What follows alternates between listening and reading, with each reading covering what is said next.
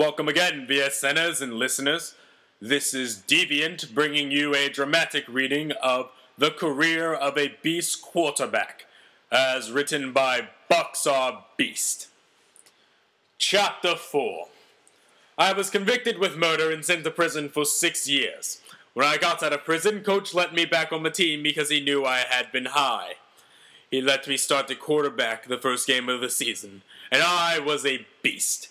Every chance I got, I made an awesome pass, or I scrambled for a couple yards. The Panthers' defense could not stop me. My final stats were 245 yards passing and 3 touchdowns on 12 completions. I also ran for 13 yards. After the game, Rich Eisen stopped me for an interview. Rich Eisen said, "Kevin Joseph, you played a great game out there, but do you wish this had happened before you were arrested?"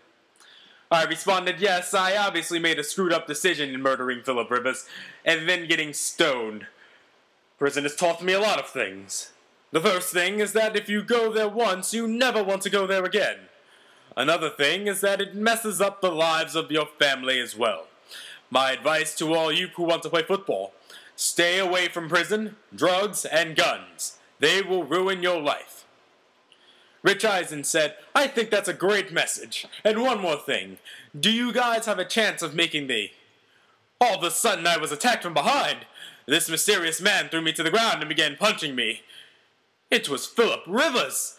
I'm not dead. The bullet hit my arm and I was cleared out of the hospital 5 years ago. I told the doctors I knew it was you, so they pretended I was dead. I moved to Hawaii for years until you were released from jail. Now I'm back. And not only am I going to become starting quarterback, I'm also going to take you out. The crowd had cleared out by now, and Eisen had gone running when the attack started. Rivers pulled out a gun of his own. You are going to hell! Bang! The gun went off, missing by a centimeter. I got to my feet and punched Rivers, giving him a black eye. I took the gun from him, but didn't shoot. Instead, I threw the gun and said, Rivers, I'll do anything if we can settle this in a fair way. Tomorrow, after camp is over, we'll have a little bet.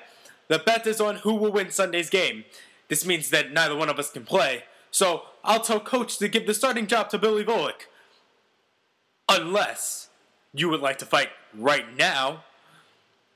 Rivers said that he wanted to fight right now. And that's what happened. I charged him and threw the hardest punch I ever had in my life, and it knocked him out. Cold. Then I ran to my car and drove back to my apartment, praying to God that he would ever wake up. Of course, this was not meant to be. Chapter 5. Well, me and Rivers were both suspended from the league. For me, it was the second time. Turns out there was one fan left in the stadium, and he caught us on tape. To ease my pain, I went to a bar, ordered 10 beers for myself, and drank them within 5 minutes. I stood on a chair and said, "Look out, people!" Holding a steel chair on my arms, I jumped through a table in the bar, breaking my arm in the process. I was rushed to a hospital, and then the next day, I was released with a cast on my arm. Rivers was a different story. He had also gone to a bar, but had been charged with a prostitution scandal that very night. Rivers is currently in prison, and I'm suspended for the rest of the season. Well, I couldn't take it. I needed football more than I needed to get a date. Which, by the way, I'm hooked up on eharmony.com, and it's going great. I've had 4 matches so far.